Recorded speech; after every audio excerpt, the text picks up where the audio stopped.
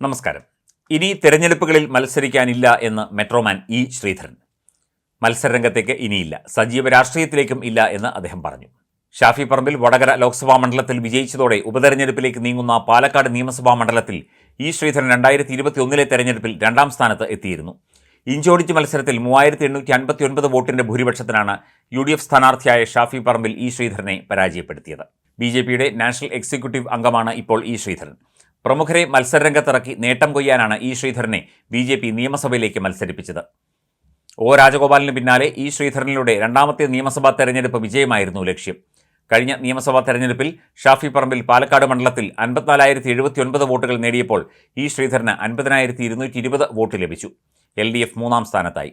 2016 നടന്ന നിയമസഭാ തെരഞ്ഞെടുപ്പിൽ UDFന് പാലക്കാട്ട് മികച്ച ഭൂരിപക്ഷമുണ്ടായിരുന്നു.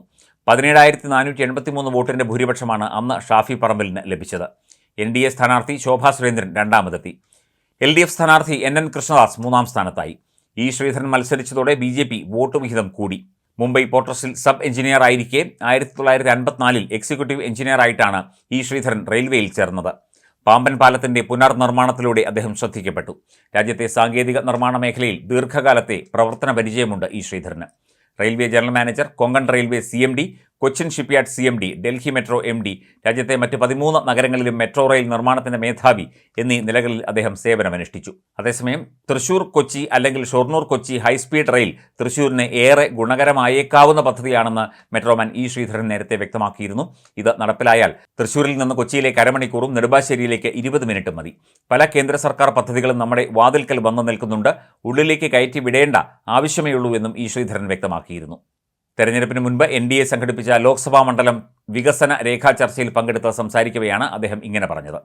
Guruvayur Tirunavaya railway line railway board അംഗമായിരിക്കുമ്പോൾ തുടങ്ങിയതാണ്. നിർമ്മാണ അനുമതിയായ ശേഷം നിർത്തിവെക്കേണ്ടി വന്നു.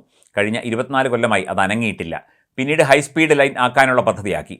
ഇപ്പോഴും റെയിൽവേ ബോർഡ് പദ്ധതി ഉപേക്ഷിച്ചിട്ടില്ല, മരവിപ്പിച്ച് വെച്ചിരിക്കുകയാണ്. നിലമ്പൂർ നഞ്ചൻകോട് ലൈൻ പദ്ധതിക്ക് 2016 ഓഫീസ് അടക്കം സജ്ജീകരിച്ചതാണ്. തലശ്ശേരി മൈസൂരു ലൈനിന് വേണ്ടി അന്ന് LDF സർക്കാർ അത് വേണ്ടെന്ന് പറഞ്ഞത് നിർത്തിച്ച് അതും ഇതും ഇല്ലാത്ത അവസ്ഥയാക്കി.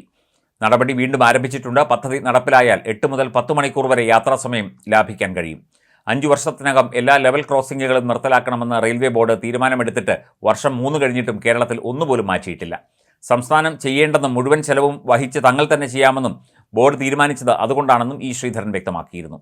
അതേപോലെ മെട്രോമാൻ ഇ ശ്രീധരൻ തുടങ്ങിവെച്ച ഡൽഹി മെട്രോയ്ക്ക് 3 സംസ്ഥാനങ്ങളിലൂടെ ഓടാമെങ്കിൽ കൊച്ചി മെട്രോയ്ക്ക് തമിഴ്നാട് വരെയും പോയി വരാമെന്ന് കേന്ദ്ര സഹമന്ത്രി സുരേഷ് ഗോപി വ്യക്തമാക്കിയിരുന്നു. കൊച്ചി മെട്രോ പാലക്കാട് വരെയല്ല, കോയമ്പത്തൂർ വരെയും പോകണം.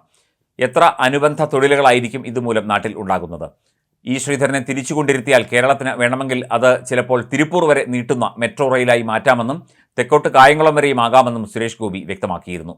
വന്ദേ ഭാരത് വേണ്ട, ഷട്ടിൽ ട്രെയിൻ ഓടിയാൽ മതി എന്ന് പറഞ്ഞ കമ്മ്യൂണിസം കൂടി കേരളത്തിൽ ഇടയ്ക്ക് പണിയെടുത്തു.